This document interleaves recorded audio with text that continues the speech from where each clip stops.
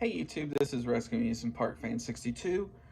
Here is amusement park tips and tricks.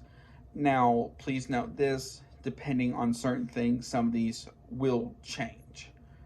Now, with it still being March, in some areas it is going to be cold, so you probably will need to bring like a coat or a sweatshirt or something like that.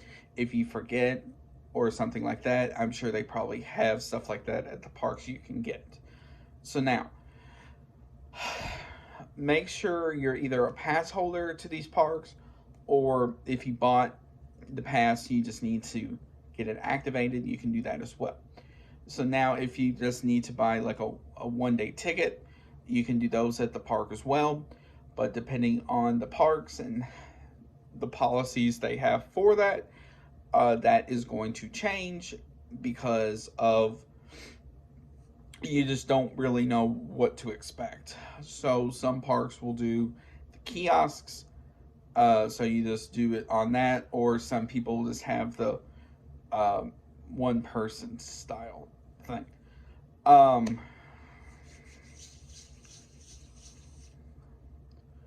Another big difference is, another thing you need to do as well is, uh, if the park is cashless, which a lot of parks are going that route, make sure you take either a credit card, a debit card, a prepaid card you can get from Kroger, Walmart, the dollar store, stuff like that. Or if it's Six Flags or Cedar Fair Park, they have those kiosks around the park as well. You can do that. So if you put, let's say, $60 into the machine, it will put $60 on the card.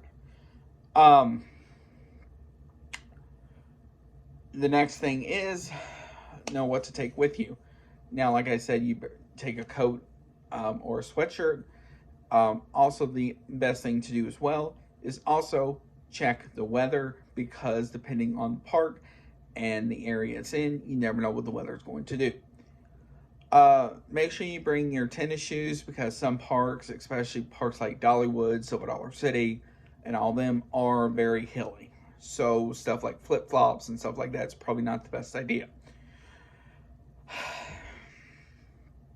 The next thing, and this will depend on the person as well. One of the things you should get is a souvenir cup.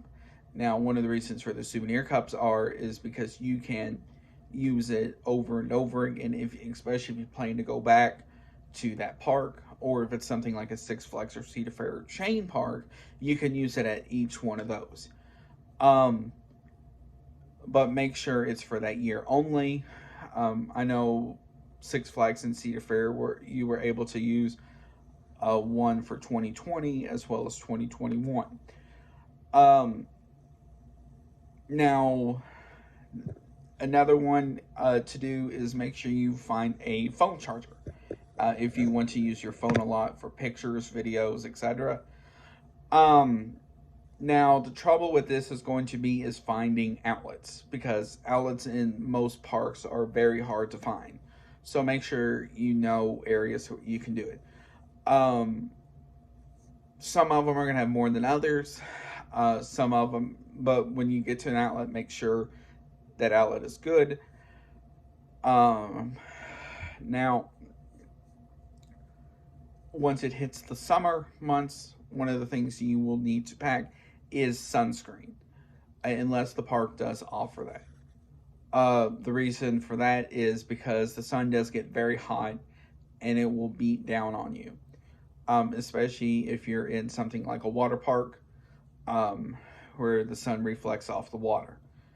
Now, as far as lockers are concerned, you can, depending on the park and its policy regarding lockers, you can sometimes rent one locker for the whole day, and you can just keep using that. You just have to go to the same one and put in the passcode. Now, some parks you have to buy a locker every time, so it just depends on the park.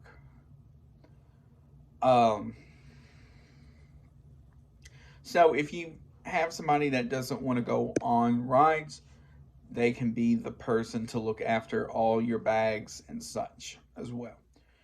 Um, Now,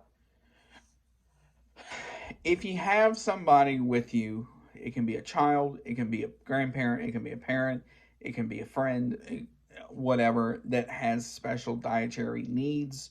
So he can't eat, let's say, fried foods or sweets or something like that.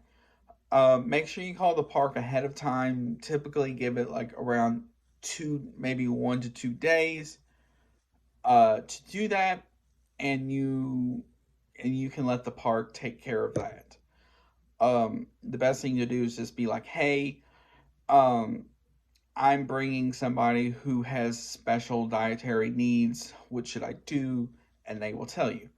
Now, for people who have people coming with them who maybe can't walk or is on a crutcher, on a cane, in an electric wheelchair, etc., um, see what the park's policies on that regarding rides as well.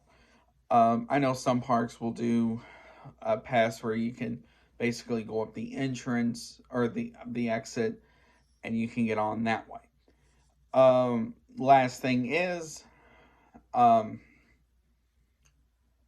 make sure you find a designated area to meet back. So if you want to meet at a certain restaurant, a certain ride, or whatever, you do that as well.